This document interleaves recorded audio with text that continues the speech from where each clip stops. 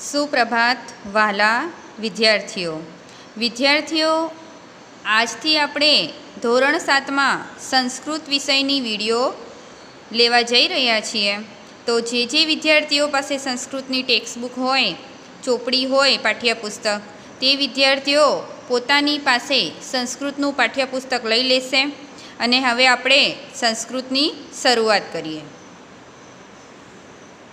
જુઓ વિદ્યાર્થીઓ, ધોરણ 7માં તમારે સંસ્કૃતમાં શરૂઆતમાં વંદના આપી છે। વંદનામાં તમારે 4 શ્લોક આપ્યા છે। આ ચારે ચાર જે શ્લોક છે તે તમારે લખીને મોઢે કરવાના છે અને જેથી કરીને તમને સંસ્કૃતમાં જે પણ જોડણીની ભૂલ થતી હોય તે જોડણીની ભૂલ ના થાય। તો વિદ્યાર્થીઓ, હવે આપણે આ શ્લોકનું ગાન કરીશું અને આ ગાન તમારે ઘરે પણ વારંવાર કરવાનું છે, જેથી કરીને તમને વંદના યાદ રહી જાય અને પરીક્ષામાં તમને જ્યારે પણ કોઈ પણ આમાંથી શ્લોક પૂછાય તો તમને તકલીફ પડે નહીં। તો ચાલો હવે આપણે આ વંદનાનું ગાન કરીએ। પહેલો શ્લોક છે, યા દેવી સર્વભૂતેષુ વિદ્યારૂપેણ સંસ્થિતા નમસ્તસ્યે નમસ્તસ્યે નમસ્તસ્યે નમો નમઃ। બીજો શ્લોક છે, પઠામિ સંસ્કૃતમ નિત્યમ વદામિ સંસ્કૃતમ સદા ધ્યાયામિ સંસ્કૃતમ સમ્યક વંદે સંસ્કૃતમાતરમ। ત્રીજો શ્લોક છે, શુભમ કરોતુ કલ્યાણમ આરોગ્યમ ધન સંપદમ શત્રુબુદ્ધિ વિનાશાય દીપજ્યોતિ નમોસ્તુતે। ચોથો શ્લોક છે, મુખમ કરોતિ વાચાલમ પંગુલંઘયતે ગિરિમ યત્કૃપાતમહં વંદે પરમાનંદ માધવમ। તો વિદ્યાર્થીઓ, આ રીતે ચારે ચાર શ્લોક મેં તમને ગાન કરીને બતાવ્યા। આ જ રીતે તમારે પણ ગાન કરવાના છે અને મોઢે કરવાના છે। વિદ્યાર્થીઓ, વંદનાનો આપણે જે રાગ શીખ્યો તેની પછી હવે જે આ શ્લોક છે તેનું હું તમને ભાષાંતર એટલે કે આ શ્લોકમાં શું કહેવા માંગે છે તેની સમજૂતી આપીશ અને આ સમજૂતી તમારે તમારી નોટબુકમાં શ્લોક પણ લખવાનો છે અને સમજૂતી પણ લખવાની છે। તો હવે આપણે વંદનાના જે શ્લોક છે તેનું ભાષાંતર કરીશું। જુઓ વિદ્યાર્થીઓ, શરૂઆતમાં તમને વંદનાની બાજુમાં જે આ ચિત્ર આપ્યું છે તે માતા સરસ્વતીનું છે। માતા સરસ્વતીનું હોવાથી જે પહેલો શ્લોક છે તે આપણે તેનું ભાષાંતર કરીશું। તો ભાષાંતર આ રીતનું છે, યા દેવી સર્વભૂતેષુ એટલે કે જે દેવી, યા દેવી એટલે જે દેવી, સર્વભૂતેષુ એટલે કે બધા પ્રાણીઓમાં વિદ્યારૂપેણ સંસ્થિતા એટલે કે વિદ્યારૂપે રહેલી છે।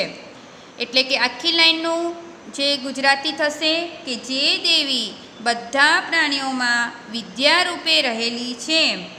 નમસ્તસ્યે નમસ્તસ્યે નમસ્તસ્યે નમો નમઃ એટલે કે તેને નમસ્કાર, વારંવાર નમસ્કાર, તેને મારા નમસ્કાર, તેને મારા વારંવાર નમસ્કાર। તો પહેલા શ્લોકનું ભાષાંતર આખું બોલું છું, જે દેવી બધા પ્રાણીઓમાં વિદ્યારૂપે રહેલી છે તેને મારા નમસ્કાર, તેને મારા વારંવાર નમસ્કાર। તો વિદ્યાર્થીઓ, તમને પહેલા શ્લોકનું જે મતલબ છે, મિનિંગ છે તે સમજાઈ ગયું હશે। બીજો લઈશું શ્લોક, પઠામિ સંસ્કૃતમ એટલે કે હંમેશા સંસ્કૃત વાંચું છું। નિત્યમ વદામિ સંસ્કૃતમ સદા એટલે કે હંમેશા સંસ્કૃત બોલું છું। જુઓ, પઠામિ એટલે વાંચું છું, નિત્યમ એટલે હંમેશા, વદામિ એટલે બોલું છું। એટલે કે આખી લાઈનનું ગુજરાતી થશે, હંમેશા સંસ્કૃત વાંચું છું, હંમેશા સંસ્કૃત બોલું છું। ધ્યાયામી સંસ્કૃતમ સમ્યક વંદે સંસ્કૃત માત્રમ, એટલે કે સારી રીતે સંસ્કૃતનું ધ્યાન કરું છું. ધ્યાયામી એટલે ધ્યાન કરું છું. સમ્યક એટલે સારી રીતે. વંદે સંસ્કૃત માત્રમ એટલે કે સંસ્કૃત ભાષારૂપી, સંસ્કૃત માત્રમ એટલે કે સંસ્કૃત ભાષારૂપી માતાને વંદન કરું છું. વંદે એટલે વંદન કરું છું. તો આખા શ્લોકનું ભાષાંતર એવું થશે: હંમેશા સંસ્કૃત વાંચું છું, હંમેશા સંસ્કૃત બોલું છું, સારી રીતે સંસ્કૃતનું ધ્યાન કરું છું, સંસ્કૃત ભાષારૂપી માતાને વંદન કરું છું. ત્રીજો શ્લોક: શુભમ કરોતુ કલ્યાણમ આરોગ્યમ ધન સંપદમ, એટલે કે હે દીવાની જ્યોત. જુઓ, શત્રુ બુદ્ધિ વિનાશાય દીપર જ્યોતિ નમોસ્તુતે, એટલે આખા શ્લોકનું હું ભાષાંતર કરીને બતાવું છું કે હે દીવાની જ્યોત, હે દીપર જ્યોતિ નમોસ્તુતે એટલે કે હે દીવાની જ્યોત. શુભમ કરોતું એટલે શુભ કર, કલ્યાણમ એટલે કલ્યાણ કર, આરોગ્યમ ધન સંપદમ એટલે કે સ્વાસ્થ્ય અને ધન સંપત્તિ આપ, સ્વાસ્થ્ય અને ધન સંપત્તિ આપ. શત્રુ બુદ્ધિ વિનાશાય એટલે કે શત્રુઓની બુદ્ધિના વિનાશ માટે, શત્રુઓની બુદ્ધિના વિનાશ માટે તને નમસ્કાર હો, તને નમસ્કાર હો. નમોસ્તુતે એટલે તને નમસ્કાર હો. જુઓ ફરીથી: દીપર જ્યોતિ એટલે હે દીવાની જ્યોત, હે દીવાની જ્યોત. શુભ કર, કલ્યાણ કર, સ્વાસ્થ્ય અને ધન સંપત્તિ આપ, સ્વાસ્થ્ય અને ધન સંપત્તિ આપ. શત્રુઓની બુદ્ધિના વિનાશ માટે તને નમસ્કાર હો, તને નમસ્કાર હો. તો આ રીતે ત્રીજા શ્લોકનું ભાષાંતર થયું. ચોથો શ્લોક જોઈ લઈએ, છેલ્લો છે જે મુકમ કરોતી વાચાલમ, એટલે કે જેની કૃપા મૂંગાને બોલતો કરે છે. પંગુ લંઘય તે ગિરિમ, પાંગળાને પહાડ ઓળંગાવે છે. જો પંગુ એટલે પાંગળાને, ગિરિમ એટલે પહાડ, લંઘય તે એટલે કે ઓળંગાવે છે. યત્કૃપા તમહમ વંદે પરમાનંદ માધવમ, એટલે કે તે પરમ આનંદ એટલે કે વિષ્ણુ ભગવાન, તે પરમ આનંદ શ્રી વિષ્ણુને હું વંદન કરું છું. તે પરમ આનંદ શ્રી વિષ્ણુને હું વંદન કરું છું. માધવ એટલે કે શ્રી વિષ્ણુ. જો આખા શ્લોકનું ભાષાંતર આ રીતે થશે: જેની કૃપા મૂંગાને બોલતો કરે છે, પાંગળાને પહાડ ઓળંગાવે છે, તે પરમ આનંદ શ્રી વિષ્ણુને હું વંદન કરું છું. તો વિદ્યાર્થીઓ, આ રીતે ચારે ચાર શ્લોકના આપણે ભાષાંતર સમજ્યા. આ તમારે તમારી નોટબુકમાં શ્લોક અને નીચે ભાષાંતર બંને લખવાના છે. આગળ જોઈશું વિદ્યાર્થીઓ ચિત્રપદાની 1. જુઓ વિદ્યાર્થીઓ, અહીંયા તમને જોવાય છે કે ચિત્રો આપ્યા છે અને નીચે સંસ્કૃત શબ્દો આપ્યા છે.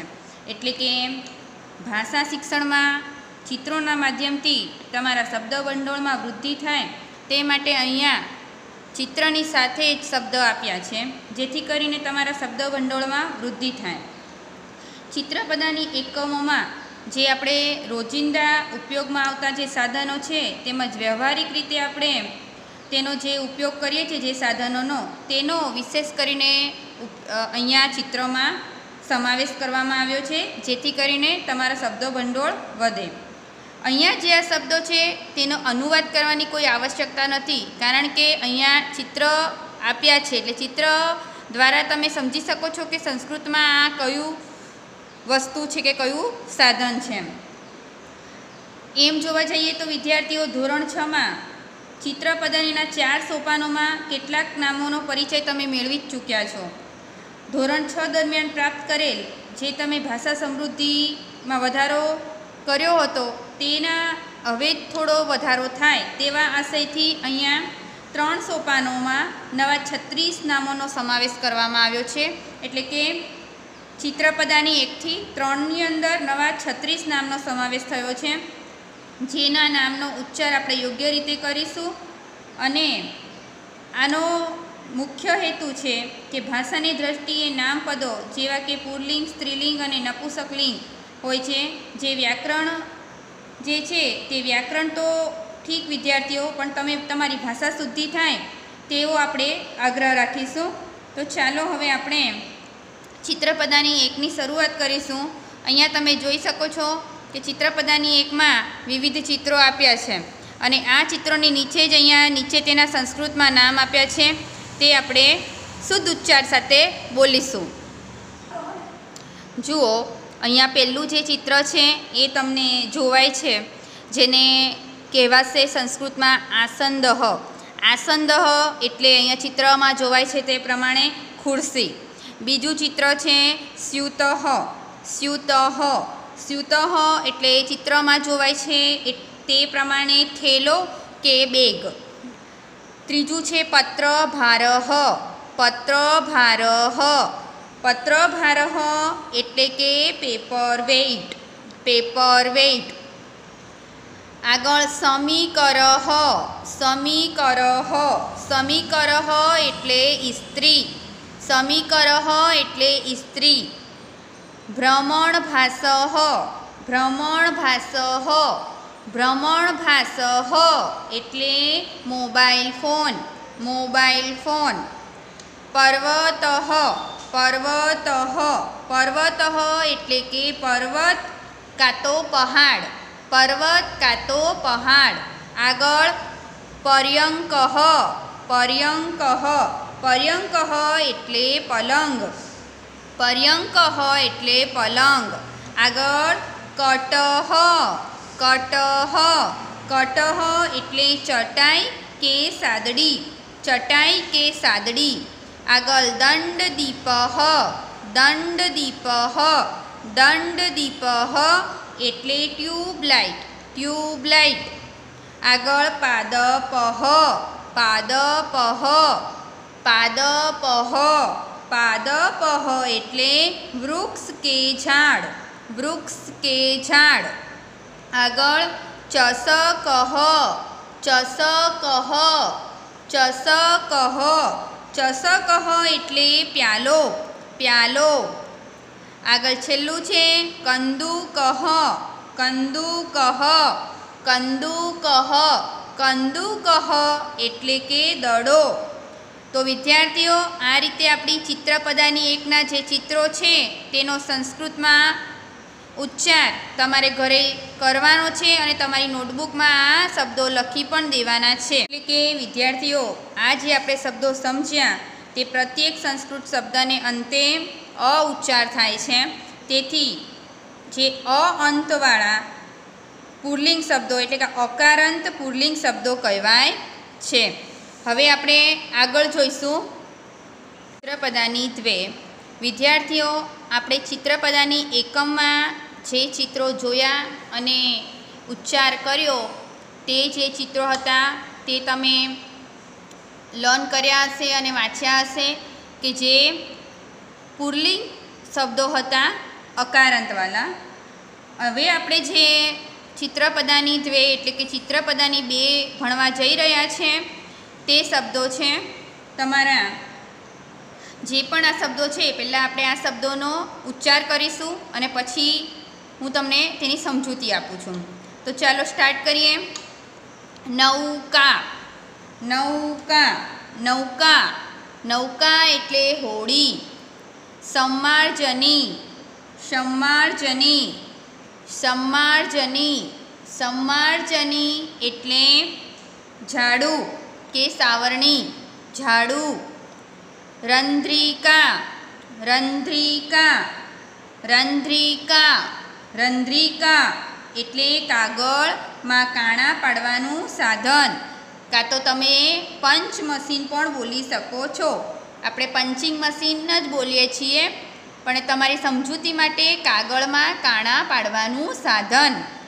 આગળ માપિકા, માપિકા, માપિકા, માપિકા એટલે ફૂટપટ્ટી, માપિકા એટલે ફૂટપટ્ટી. આગળ યોજિની, યોજિની, યોજિની, યોજિની એટલે સ્ટેપલર, યોજિની એટલે સ્ટેપલર. આગળ પત્રપેટિકા, પત્રપેટિકા, પત્રપેટિકા, પત્રપેટિકા એટલે ટપાલ પેટી, પત્રપેટિકા એટલે ટપાલ પેટી. આગળ વૃક્ષશાયિકા, વૃક્ષશાયિકા, વૃક્ષશાયિકા, વૃક્ષશાયિકા એટલે ખિસકોલી, વૃક્ષશાયિકા એટલે ખિસકોલી. આગળ અગ્નિપેટિકા, અગ્નિપેટિકા, અગ્નિપેટિકા, અગ્નિપેટિકા એટલે વિદ્યાર્થીઓ માચીસ, અગ્નિપેટિકા એટલે માચીસ. આગળ નિશ્રેણી, નિશ્રેણી, નિશ્રેણી, નિશ્રેણી એટલે નિસરણી, નિશ્રેણી એટલે નિસરણી. આગળ સૂચિકા, સૂચિકા, સૂચિકા, સૂચિકા એટલે સોય, સૂચિકા એટલે સોય. આગળ જપમાલા, જપમાલા, જપમાલા, જપમાલા એટલે જપ કરવા માટેની માળા, જપ કરવા માટેની માળા. આગળ તુલા, તુલા, તુલા, તુલા એટલે ત્રાજવું, તુલા એટલે ત્રાજવું. જુઓ વિદ્યાર્થીઓ, અહીંયા આપણે શબ્દોને જે બોલ્યા તેના આધારે તમને સમજાયું હશે કે છેલ્લે આપણે આ એટલે કે આકારાંત અને ઈ એટલે કે ઈકારાંત સ્ત્રીલિંગ શબ્દો બોલ્યા કહેવાય. જુઓ આમાં અમુક શબ્દો છે કે જેમાં ઈ આવે છે, જેમ કે સમાર્જની, યોજિની, નિશ્રેણી. તો જે આ શબ્દો છે તે ઈકારાંત સ્ત્રીલિંગ શબ્દો કહેવાય, અને જે નૌકા, રંધ્રિકા, ટૂંકમાં જેની પાછળ આ શબ્દો આવ્યા તેને આકારાંત સ્ત્રીલિંગ શબ્દો કહેવાય છે. એટલે કે આ જેટલા જે શબ્દો આપણે વાંચ્યા તેમાંથી જે 9 શબ્દ છે, 9 શબ્દોમાં પ્રત્યેકની અંતે આ આવ્યું છે એટલે તેને આકારાંત સ્ત્રીલિંગ શબ્દો કહેવાય. અને બાકીના જે 3 એટલે કે 1, 2 અને 3 જે આ 3 શબ્દોને અંતે ઈ આવે છે, ઈ આવે છે, તેથી તેને ઈકારાંત સ્ત્રીલિંગ શબ્દો કહેવાય છે. તો વિદ્યાર્થીઓ તમને આમાં પણ સમજ પડી હશે. જુઓ હવે આપણે આને બોલવું હોય સ્ત્રીલિંગને જેમ કે પુલ્લિંગને શીખ્યા કે એસહ કહ, એવી રીતે સ્ત્રીલિંગને આપણે પ્રશ્ન પૂછવો હોય કે આ શું, તો આપણે શું પૂછીશું? એસા કા, એસા કા. જુઓ એસા, હવે પ્રશ્ન પૂછવો હોય એસા કા, તો એસા જવાબમાં જવાબ આપણે કેવી રીતે આપીશું? તો એસા નૌકા, એસા નૌકા. એસા કા, એસા કા, તો એસા યોજિની. તો આ પ્રમાણે સ્ત્રીલિંગમાં તમે પ્રશ્નો પૂછી શકશો. તો આ થયું તમારું ચિત્રપદાની 2. આગળ જોઈશું વિદ્યાર્થીઓ ચિત્રપદાની 3. ચિત્રપદાની 3, ચિત્રપદાની 3 એટલે કે ચિત્રપદાની 3. જુઓ વિદ્યાર્થીઓ, અહીંયા જે પણ આ શબ્દો આપ્યા છે તેનો આપણે પહેલાં શુદ્ધ ઉચ્ચાર કરીશું. તો સ્ટાર્ટ કરીએ. યુતકમ, યુતકમ, યુતકમ, યુતકમ એટલે કે શર્ટ કે ખમીસ. આગળ છે ઉપનેત્રમ, ઉપનેત્રમ, ઉપનેત્રમ, ઉપનેત્રમ એટલે કે ચશ્મા, ઉપનેત્રમ એટલે ચશ્મા.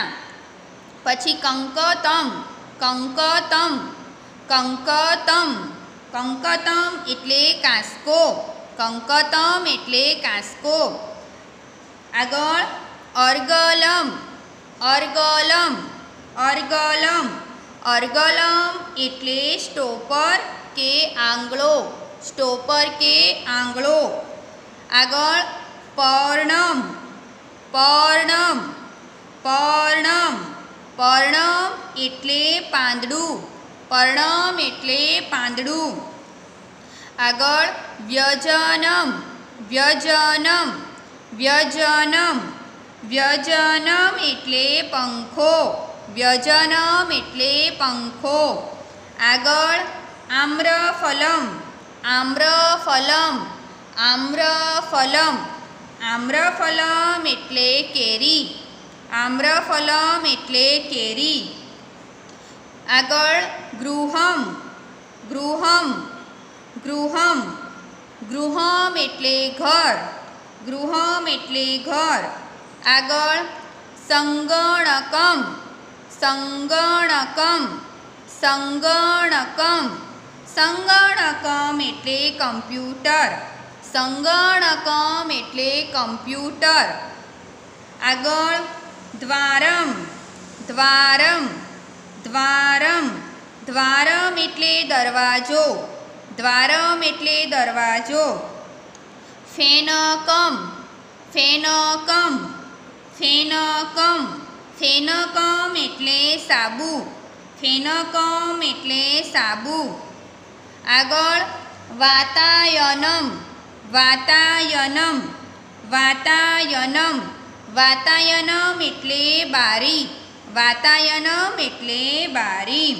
જો વિદ્યાર્થીઓ, અહીંયા જે આપણે આ બધા શબ્દોને હમણાં ઉચ્ચાર કર્યા તેમાં અકારાંત એટલે કે પ્રત્યેક સંસ્કૃત શબ્દને અંતે અ ઉચ્ચાર થાય છે અને અ ઉચ્ચાર થાય છે, તેથી આ બધા શબ્દો અકારાંત નપુંસકલિંગ શબ્દો કહેવાય છે. શું કહેવાય?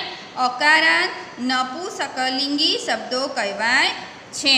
તો આને આપણે પ્રશ્ન પૂછવો હોય તો આ પ્રશ્ન કેવી રીતે પૂછાય વિદ્યાર્થીઓ? તો જેમ કે આ પ્રશ્ન પૂછે એતત કિમ, એતત કિમ, તો ઉત્તરમાં બોલાશે એતત ઉપનેત્રમ, એતત ઉપનેત્રમ, એતત કિમ.